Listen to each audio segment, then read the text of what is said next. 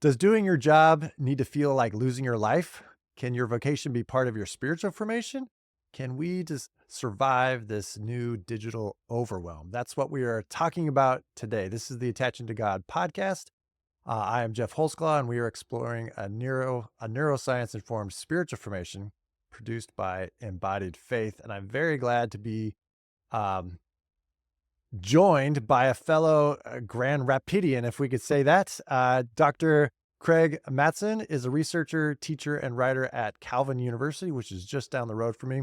He is the editor of the Mode Switch newsletter and podcast that's hosted on Substack. You can find it there. Show notes will have all the links. And you really like to kind of decode the workplace culture and the digital spaces. He's written several books that kind of link spiritual formation and the different ways of being human in our digital landscape. Most recently, he has written Digital Overwhelm, a mid-career guide. Let's see, right there. There we go. A mid-career guide to coping at work. Craig, thank you so much for being on today. I'm grateful to be here, Jeff. I have followed your work on your Substack, and when I saw that you were doing work in attachment, and in the country of talking about attachment theory, I was like, I feel like there's an intersection here. And you were gracious enough to say, let's try it. So grateful to be here. Let's for sure try it. The topic is really good because I haven't really had many people on to talk about like spiritual formation in the workplace and vocation and things like that, which is huge. We've mostly been focusing kind of like on the neuroscience and blah, blah, blah, all the sciencey stuff, but there's a lot of thought and research that's going into kind of like our work life environment, especially post-COVID, work from home, but then also the digital landscape that we're in. And so I'm really glad that you reached out. It wasn't really something that was on my radar as much. And I was like, yeah, let's do this.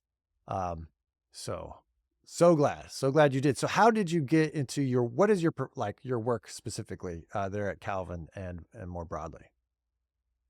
I'm very fortunate to hold an endowed chair at Calvin University, and that chair is half teaching and courses related to strategic communication and is half research and writing and sort of public engagement.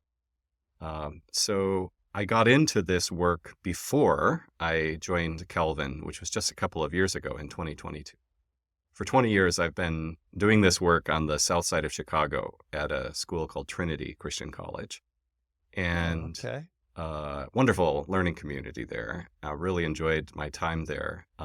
And during COVID, I started reaching out to alumni of our program there and asking them how they were dealing. How's it going in the intensities of the early 2020s? And the stories they had to tell were jaw-dropping, and I thought I need to pursue this. And so what had started as a series of informal conversations, catch-up calls, turned into a full-blown research project about the experience of rising professionals in the workplace in the early 2020s. Okay. It was so this is a small world moment. I was reading through your book and I came across the name John Burbaum from Highland Solutions. Yeah. I don't know if you remember the interview or however you I collected do. the data, but he was a good friend and was at a part of our church and was sent out as part of a church plant many years ago when I was ministering outside of Chicago also. So that was a small world moment. I was like, whoa, this is so bizarre. I was just reading and I see my friend's name and you're quoting him on some of these changes. So so tell us about Digital Overwhelm. How did that, is this the project and the research you were just talking about, did this book come out of that? Or was this kind of like a part two after you started jumping into some of these kind of questions? The sequel. No, it did spring directly from those interviews. I technically interviewed 47 Gen Z and millennial professionals. My rationale for interviewing them as opposed to Xers like me or even boomers was that Gen X, forgotten. No one researches us, right? We survived. I know. We did fine. Yes, we're so left out. Latchkey kids to the end. But yeah, so my reason for interviewing the rising professionals was that I felt like they were more alert to the sort of leading edges of work culture today because they were precarious, and Mhm. we were right in the middle of the Great Resignation, and so they were feeling all the things in ways that maybe more economically secure generations might not be. Mm. So, out of this research, I have to say that up front, I didn't ask about digital overwhelm. I asked about vocational overwhelm Mm. or Mhm. workplace overwhelm or communication overwhelm. I was just kind of feeling around for what do we call this sense of the too muchness of work today. And then eventually I landed on digital overwhelm Mhm. because um, the one of the greatest shaping factors of work culture today is the incredibly rapid development of digital technology. Mhm. And so many of our feelings and so many of the pressures and intensities are tied to that, the rapid emergence of ever new and ever more digital platforms. Mm.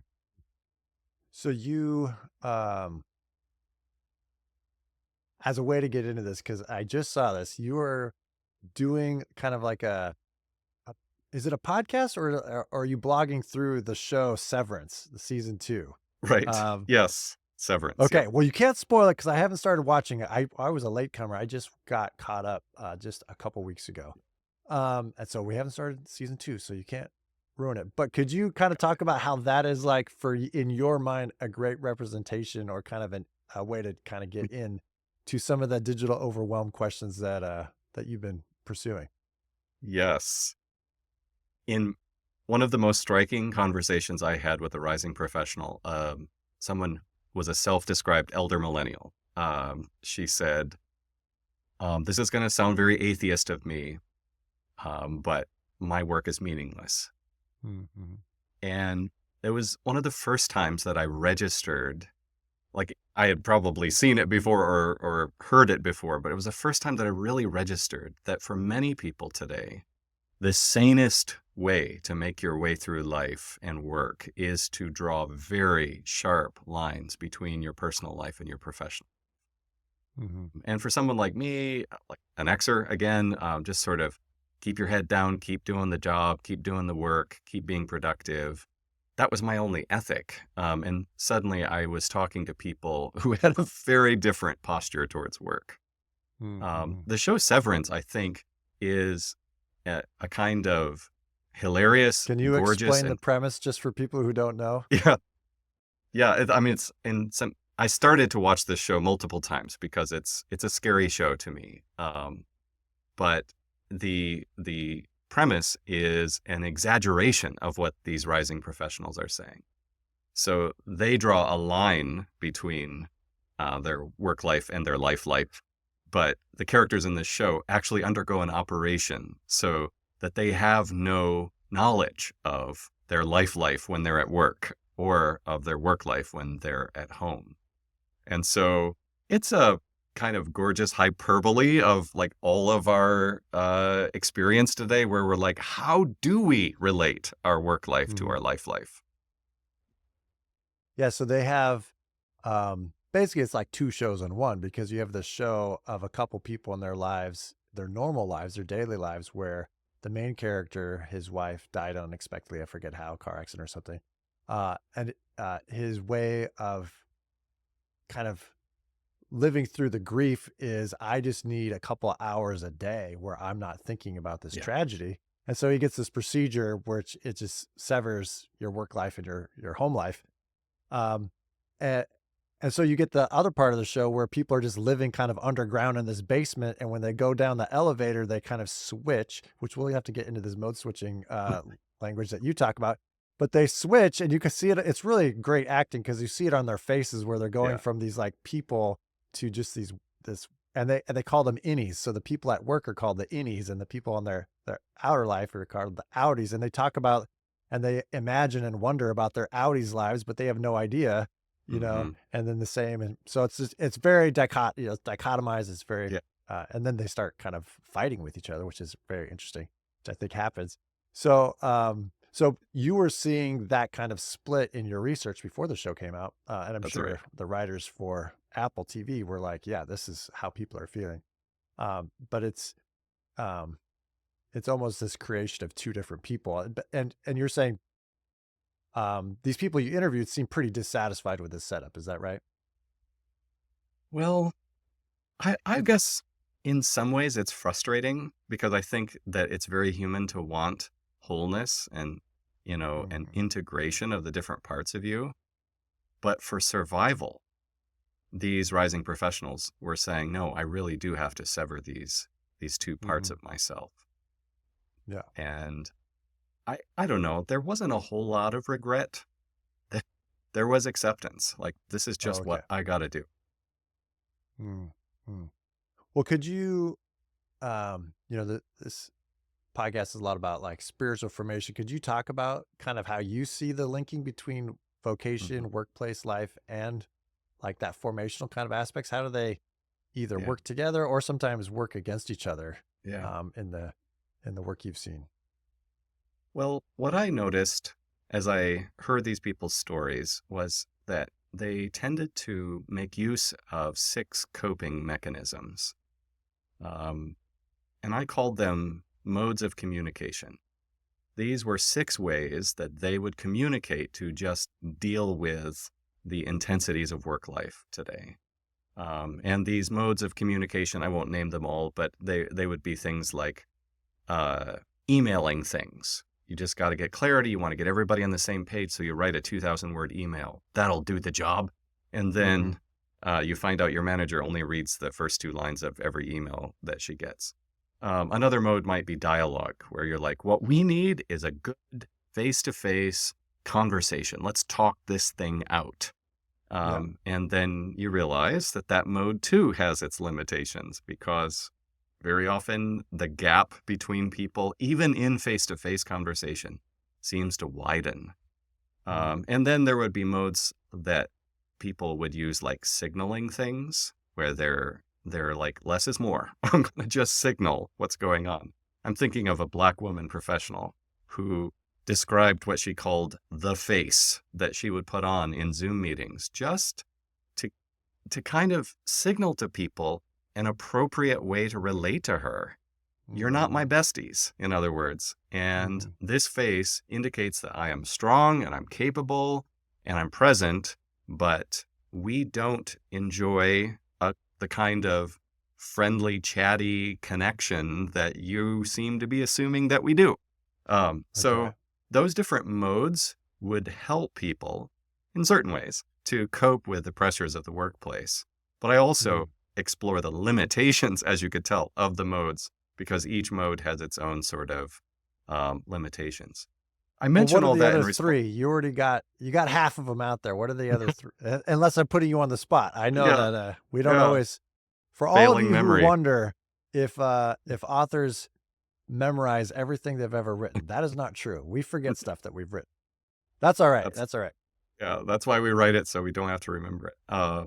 I think G.K. Chesterton said something about the distribution of labor is like, I write the thing, you read it, and like I don't ever want to read it again. So, but yeah, other modes might be like a tacit mode, where it's what you know without being able to say it that matters in the workplace. Another mode would be advocating things. So it's a challenge for many people, but especially for rising professionals to Mhm. persuade other people to do their stuff so that you can do Sure. your job. So those were some of the other modes. I think I also talked about meaning things, which actually brings us to this point because um, a lot of people wanted to talk about what their jobs meant or didn't mean. Yeah. And so I think like meaning making in the workplace is a surprisingly large factor in workplace culture today.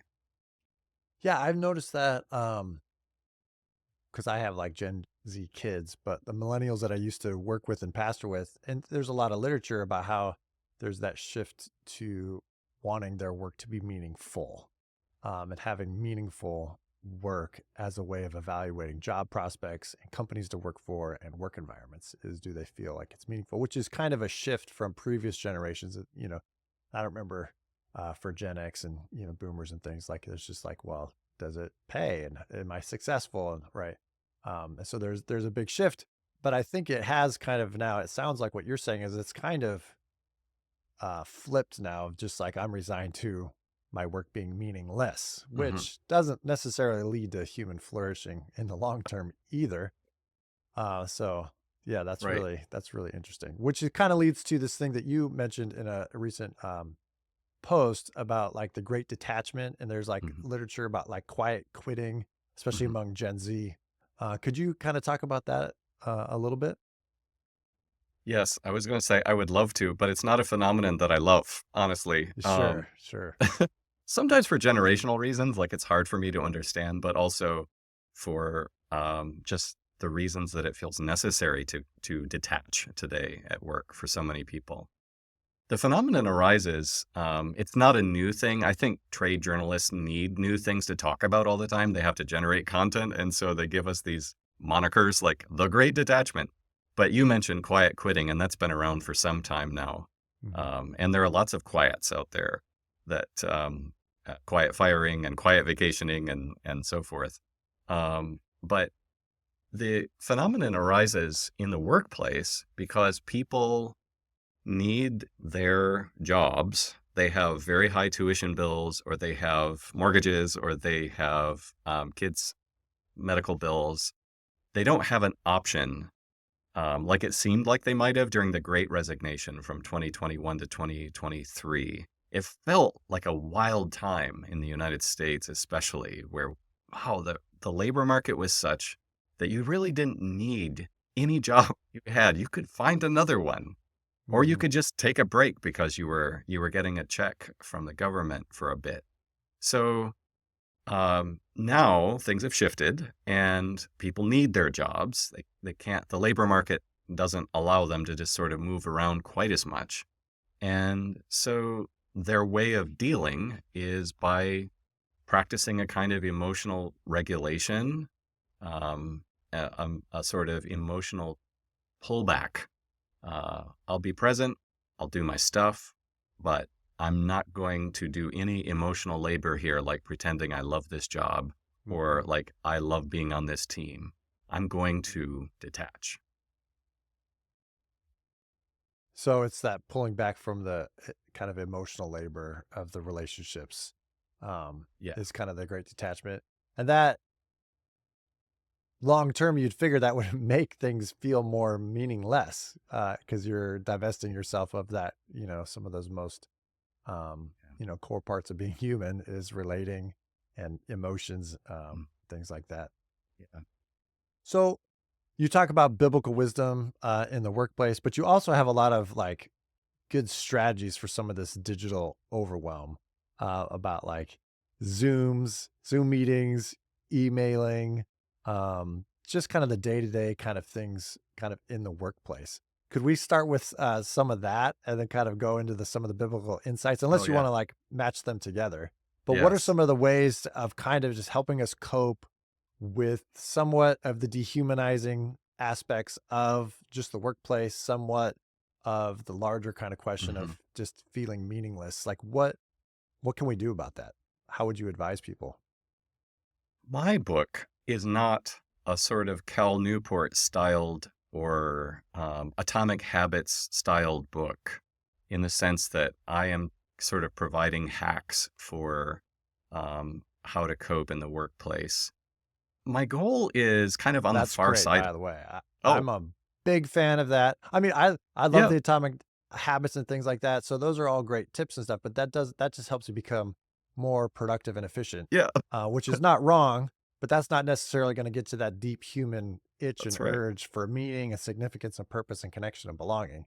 Those will You just kind said of it. help maybe. So, okay. So I just wanted to throw that in Yeah. there. So continue. No, thank you, Jeff. I think I'm glad to have that affirmed because it's a little scary because, people want to notch this book into a particular category and it seems like it sort of fits there. But I'm actually kind of looking on the far side of coping. Like, Hmm. how can we do more than cope when work is just super intense? And so I do have these kind of what I call mode switch workshops throughout the book. Like every other chapter is a half chapter. And I talk about really practical things like how to write an email so you sound like yourself, or how to survive Zoom room fatigue and so forth. What to do when your tech breaks down. But you'll notice quickly that everything, all the advice there is really advice about spiritual formation. Mm-hmm. It's about working community. It's about loving your neighbor. And so, for instance, my, you know, dominant piece of advice in regards to email overwhelm is to try to write some of your emails as if email were a gift, as if it was a gift that you heard from this person, and as if you're trying to create a gift for them. That Mm-hmm. sounds hilarious. It sounds so impractical and unrealistic. Email is the worst. But at the same time, I think, like you said, there's a paradox in like managing email ever more efficiently. You just get more of it to do. So Mm-hmm. why not slow down and attend to how you are relating to the other, which Mm-hmm. I think finally is a matter of how you're posturing yourself spiritually in relationship to other people. And since this is, a part of the embodied faith brand, I should say, like it is a very physical thing. So when I say spiritual, I don't mean Yeah. wifty and woo woo. I Right. mean, it's about how we bodily relate to other people in the workplace. Yeah. I I love that. Like, what I kind of heard was don't be conformed to the medium of just like rapid fire emails or whatever, Right. the impersonal, like bring yourself to that task as a human being who's trying to reach through the keyboard, the Yeah. screen to another human being Right. to then accomplish something that Mm. hopefully you're both aligned into accomplishing, at least at a very minimal level. So like, can we take these digital mediums and still be humans through in and through them? Is that kind of like what you're saying? Yeah. Like, let's, You've said it. Yeah. Yeah. yeah. I love this book by Megan O'Giblin called God, Human, Animal, Machine. I just want everybody to read this book. Oh, I want to But write that down. I haven't God, heard of this Human, book. Animal, Machine. It's so great. But when I met her at a conference, and I was a fan, so I was like, "Would you sign my book?" And she wrote in the flyleaf, "Stay human," and that has become a kind of mantra for me. Like, how can we, in the Mm, most depersonalizing spaces, stay human? mm. I love that. That's great. And I think that is, that's great spiritual advice. This is why, like, we talk about being embodied faith is because sometimes our faith can actually dehumanize us or, disembody us just as much as our digital kind of environments. And so staying Yeah, human, yeah. I love that. I'm definitely going to check that out. Uh, and I will let my wife know that it's your fault that I'm buying more books. Yes. O'Giblin's worth the read for sure. All right. Yeah, Excellent. and you mentioned the biblical wisdom that was sort of animating this project. Yeah. Um, so I'm really eager to talk about that if you'll let me for just a second. Oh, for sure. Well, the way I was going to set it up was when I was going to seminary, I often saw like these, I think the title was Jesus CEO. And you got a lot of John Maxwell tips about like, how does your faith make you a successful business owner or, insights for business and success and things like that. Um, which, is fine, whatever.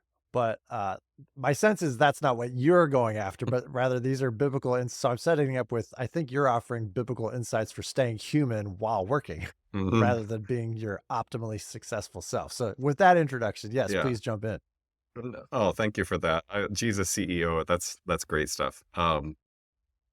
Yeah, that merger of capitalism and like I don't know, roughly conservative Protestantism, man, it's a heady brew. So, Yeah.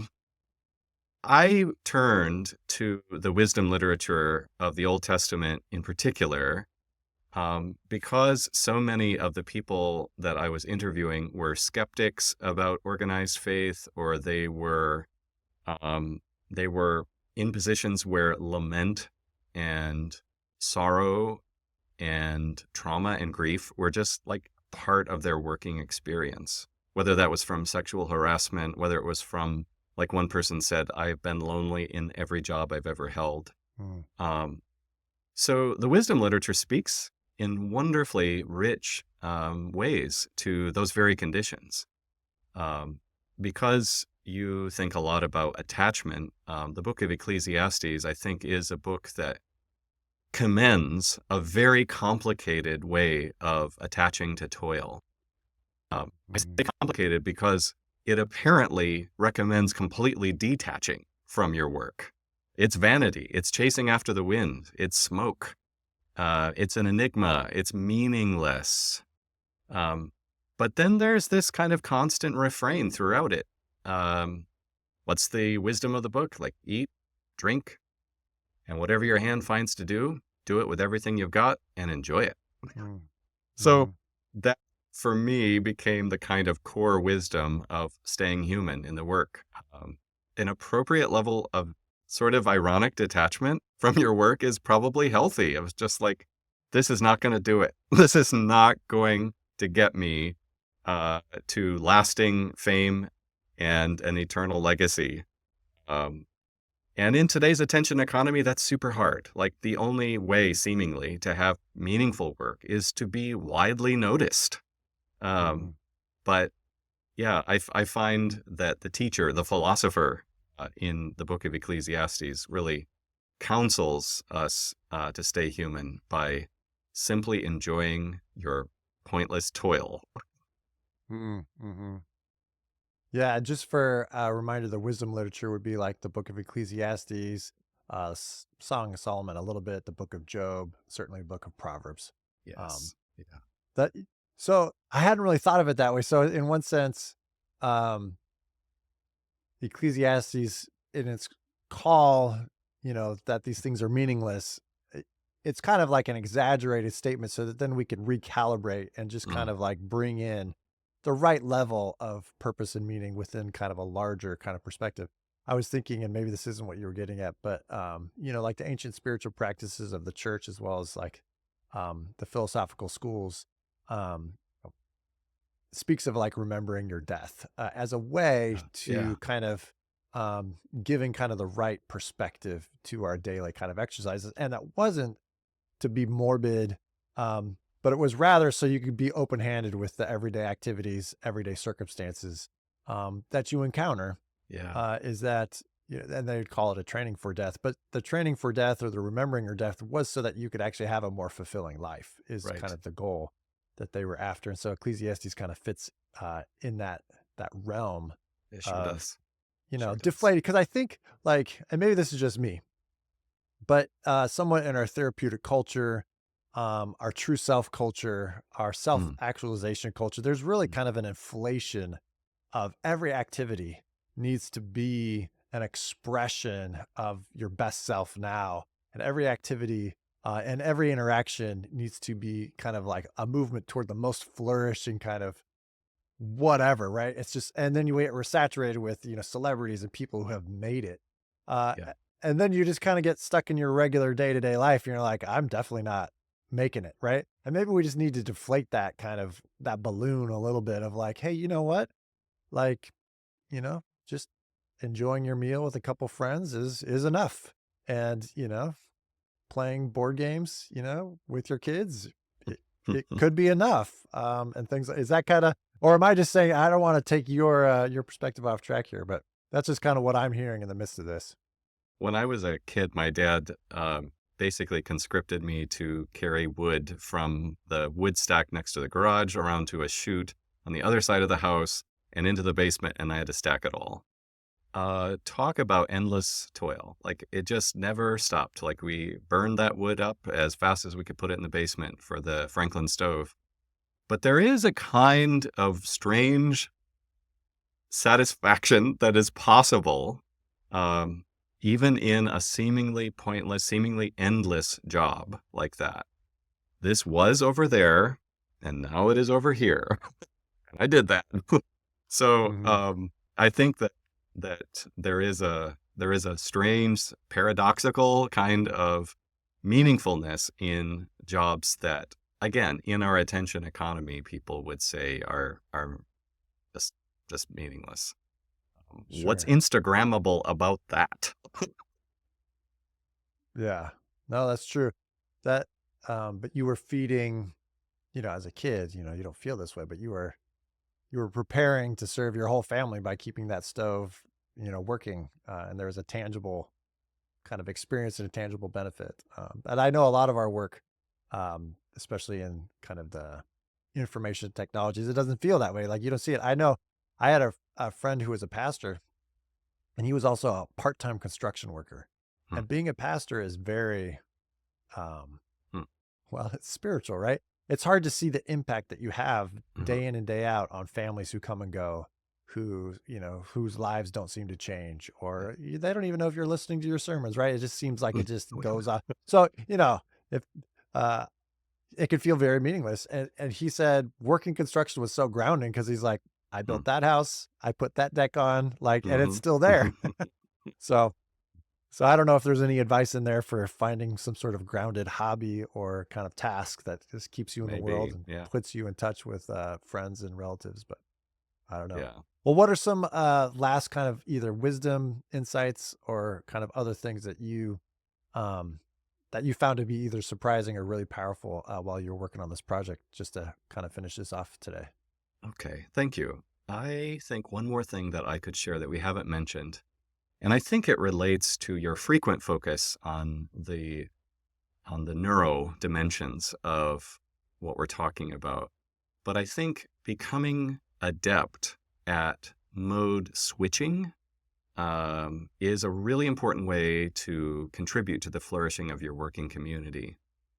I think that there is a tendency to fall into a particular approach to communication and then just assume that's good for everybody and every moment and just every task.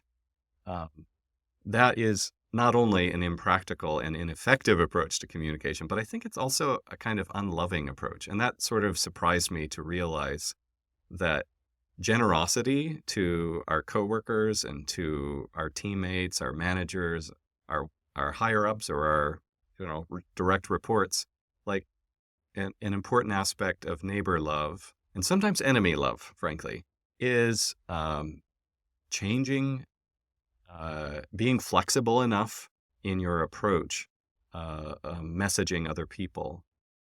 And I've called that mode switching. I do think it takes a certain looseness and agility of your thinking in order to say, yeah, I know what feels like the right thing right now is just to shoot off this Teams message, but maybe that's not the mode I should use.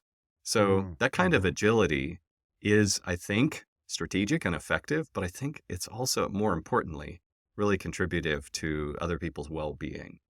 Mm-hmm. And that, I know for like the younger kind of group, that doesn't mean you're being inauthentic or not being true to yourself. That just means you're trying Yeah, to match what you feel needs to be done or said to the best or appropriate or most effective kind of means. yeah. And switching between those and being creative and having multiple different avenues. If you want to learn more about that mode switching, and I'll put this in the show notes on Substack. It's just called The Mode Switch at substack.com, where you deal with a lot of this stuff. And people can find the podcast there too. Mhm. All right. Yeah. Well, why don't you tell us? Where can we find out more about this mode switching and your work and the podcast?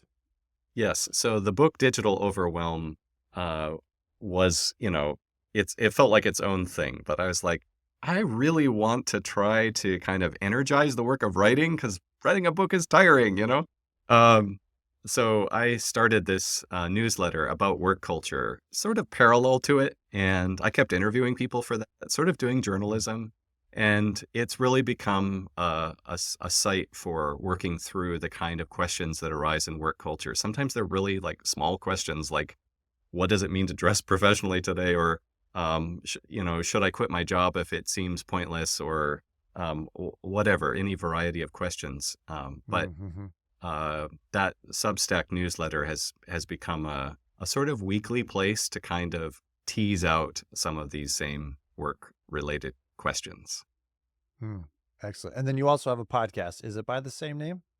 Yes, and that's a team effort. I'm very happy to say it's not just me. It's an intergenerational team, and we're really excited that Jeff and Sid are going to be joining us in a few weeks.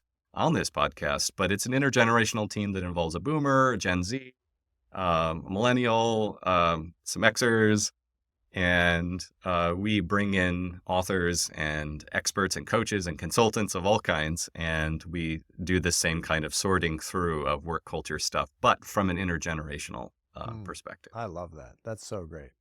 I think, yeah, I just think there's so many different perspectives, and the world's Right. been changing so fast. And so to have those different perspectives where we can learn together, we talk about intergenerational churches and the need for the shared wisdom and the Yeah. growth and perspective, but we also need intergenerational work environments, Hmm. um, that can help people kind of understand, hey, yeah, Makes like, sense. this is, yeah, it helps you make sense of kind of what's going on. Well, Craig, thanks so much for being on with us today. I really enjoyed your book. And for those of you, it says a mid-career guide, but like even especially for those who are just starting their careers, it'll probably be like, oh, like this is a place where I've been struggling. Like this is really helpful advice. So kind of wherever you are, I would even recommend it maybe to people who are managers. There's kind of this like, I don't know how to Mhm. manage the younger generation. Right. I think there's Right. probably some good tips there Yeah. that'll bring the Thank you. faith in the workplace together. So thank you so much for doing the work, um, to kind of the hard work of writing and then forgetting so that other people will read it and maybe remember.